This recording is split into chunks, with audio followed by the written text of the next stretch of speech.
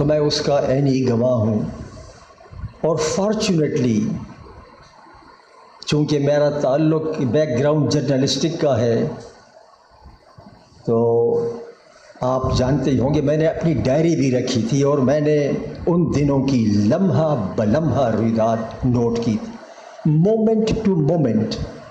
اس وقت 11 بجے ہیں، کون آیا،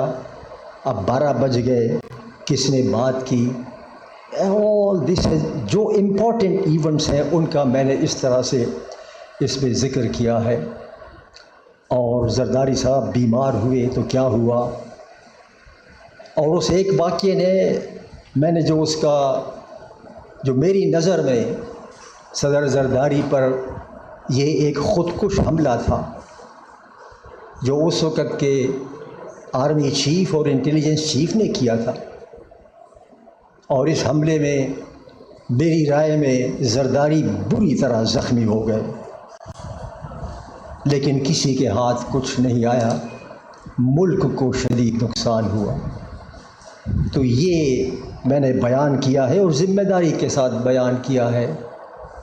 کہ زرداری صاحب پر کیا گزری، اور وہ بھی مومنٹ ٹو مومنٹ رویداد ہے۔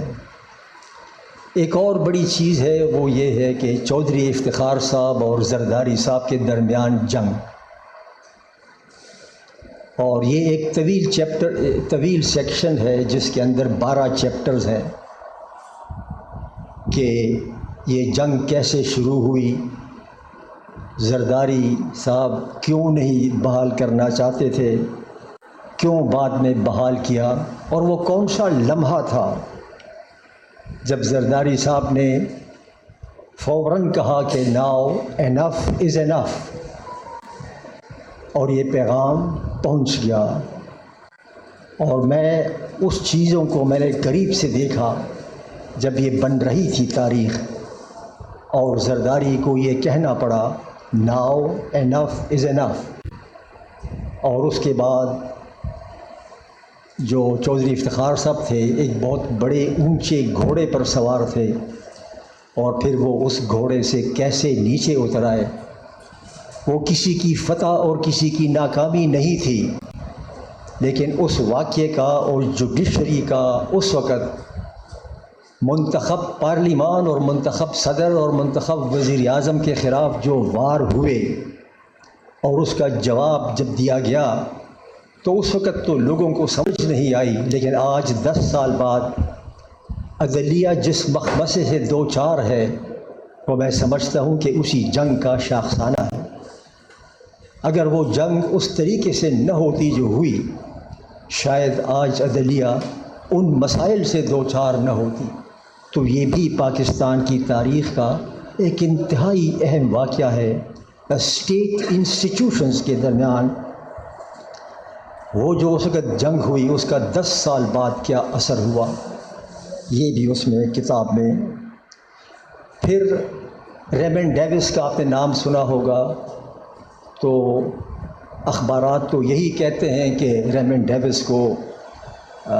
امریکی جاسوس تھا، اس نے 2 لوگوں کو مارا، عدالت میں مقدمہ چل رہا تھا، اور پھر دباؤ آیا۔ میرے نزدیک یہ ساری باتیں ہیں کہ اس میں امپورٹنٹ چیز یہ ہے کہ جو اس وقت امریکی سفیر تھا، منٹر شاید اس کا نام تھا، وہ جس طرح سے پریشان تھا، وہ جس طرح سے یعنی جسے کہتے ہیں کہ اس کا رنگ پیلا ہو گیا تھا۔ اور زرداری صاحب نے مجھے کہا کہ فرحت اللہ، یہ شخص اتنا پریشان کیوں ہے، اس کے پیچھے کچھ تو ہوگا۔ تو وہ بھی اس کتاب میں اس کے پیچھے کیا ہو سکتا تھا، میں اس کا پریوی نہیں ہوں، مجھے پتہ نہیں ہے کہ کیوں امریکی سفیر اتنا بے چین تھا، اتنا بے چین تھا کہ زرداری صاحب کو اس کے پاس جا کے کہنا پڑا have a heart, don't worry, relax. اور پھر مجھے زرداری صاحب نے کہا کہ فرحت اللہ، مجھے سمجھ نہیں آئی یہ شخص اتنا پریشان کیوں ہے۔ اور بعد میں جب ہم تصویر اکٹھی کرتے ہیں، بناتے ہیں، تو کچھ سمجھ میں آتا ہے کہ شاید اس کی پریشانی کی کوئی بنیاد تو تھی۔ تو ریون ڈیوس کے واقعے کا اس طرح سے ذکر ہے۔ پھر اگر آپ نے سنا ہوگا کہ وزیر اعظم پارلیمان کے اندر اعلان کرتا ہے اور دکھ بھری آواز میں کہتا ہے کہ ریاست کے اندر ریاست نامنظور، ایک بہت بڑی بات، ریاست کے اندر ریاست نامنظور، اور پھر دوسرے لمحے کہتا ہے کہ تم مجھ سے ویزوں مانگتے ہو، ہمیں بتا دو اسامہ بن لادن کو ویزا کس نے دیا تھا۔ یہ ان کے جملے ہوا میں نہیں ہوئے تھے، اس کے پیچھے بھی کوئی کہانی ہے۔ ایسا نہیں تھا کہ پرائم منسٹر واک کرتے کرتے پارلیمنٹ ہاؤس کے اندر داخل ہو کے یہ کہے، اس کے پیچھے کچھ تو ہوگا، اور پھر اس کا فال آؤٹ کیا تھا وہ بھی تو ہوگا۔ تو اس کتاب میں اس کا بھی ذکر ہے۔ I think that also is an important. پھر جو مشرف کو ایوان صدر سے نکالا گیا تو سب کہتے ہیں کہ جی بس وہ اس نے استعفیٰ دے دیا پھر چلا گیا، کہ اس استعفے کی بنیاد کیا تھی؟ وہ تو ایسا شخص تھا کہ دونوں مکے لہرا کر کہتا تھا کہ میں وائی ڈڈ ہی ریزائن، اور زرداری صاحب نے کن کو کہا تھا کہ تم چارج شیٹ بناؤ اس کے خلاف، تاکہ اگر یہ ریزائن نہیں کرتا تو وہ چارج شیٹ ہم پارلیمان میں لائیں گے۔ اور وہ چارج شیٹ کتنا خوفناک تھا،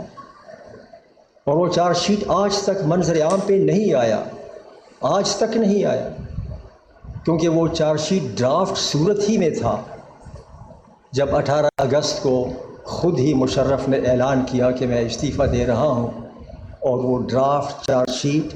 پارلیمان کو نہیں گیا، لیکن وہ تاریخ کا حصہ ہے، وہ تاریخ کا حصہ ہے کہ کون کون سے چارجز تھے، اس کا بھی تفصیل کے ساتھ اس کتاب میں ذکر ہے۔ اور ایک بڑی عجیب رات تھی 15 مارچ 2009 کی، اور یہ وہ رات ہے جب یہ فیصلہ ہونا تھا جسٹس چودھری کو بحال کیا جائے یا نہ کیا جائے، اور زرداری صاحب نے 23 معتمدین کو بلایا تھا کہ ہم رات بیٹھ کر بات کریں گے، اور میں بھی ان میں شامل تھا۔ اور دن کو یہ افواہ گرم تھی کہ فوج ٹیک اوور کر رہی ہے، اور بڑے بڑے جغادر وزیر آ کے کہتے تھے کہ صاحب میری اطلاع ہے کہ ٹروپس آج رات آ جائیں گی۔ اور مجھے جب اطلاع ہوئی کہ 10:30 بجے میٹنگ شروع ہو رہی ہے، اور جب میں گیا تو 23 لوگ جن کو بلایا گیا تھا اس میں صرف 11 آئے تھے، باقی 12 نہیں آئے تھے، شاید کسی وجہ سے یا they didn't come۔ اور جب میں وہاں گیا اور میں نے گاڑی پارک کی ایوان صدر میں، تو میں نے دیکھا کہ ٹروپس وہاں تھے اور اندھیرا تھا۔ چونکہ میں نے پہلے بھی کہا کہ صحافت کی وہ تھی، تو میں گاڑی میں بیٹھا رہا اور شارٹ ہینڈ کے ذریعے لمحہ بلمحہ وہ جو موومنٹ تھی اس کو ریکارڈ کرتا رہا اپنی ڈائری میں شارٹ ہینڈ میں، کہ اس وقت 2 سپاہی ایسے آ گئے، 2 سپاہی وہاں گئے، 2 میرے پاس سے گزرے، میری طرف دیکھا، میری طرف نہیں دیکھا، لیکن مجھے احساس دلایا کہ ہم نے تم کو دیکھ لیا ہے کہ تم بیٹھے ہو، اور میں بیٹھا رہا، اور اس کی رویداد ہے۔ اور پھر پریزیڈنٹ کے چیمبر میں جو رویداد ہے کہ سب لوگ اسے کہتے ہیں کہ بحال کرو، اور وہ کہتا ہے نہیں کرتا، بالآخر ہو جاتا ہے۔ تو وہ جو رویداد ہے وہ بھی پاکستان کی تاریخ کا ایک ایسا باب ہے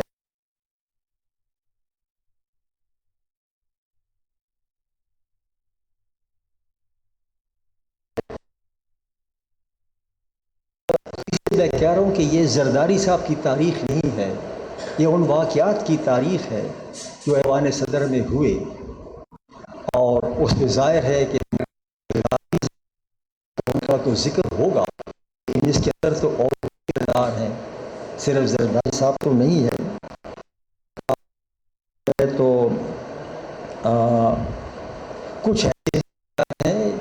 جنہیں میں سمجھتا ہوں کہ حیرت انگیز تھے. بعض بھی ایسے تھے جو اس کے ترجمان کو پتہ نہیں تھا، ایک بیان آ گیا اور وہ ترجمان کو پتہ نہیں تھا، اور ترجمان بعض کی تردید بھی نہیں کر سکا. تو کچھ پراسرار واقعات کی بات بھی میں نے کی، اور یہ درست نہ ہوتا کہ میں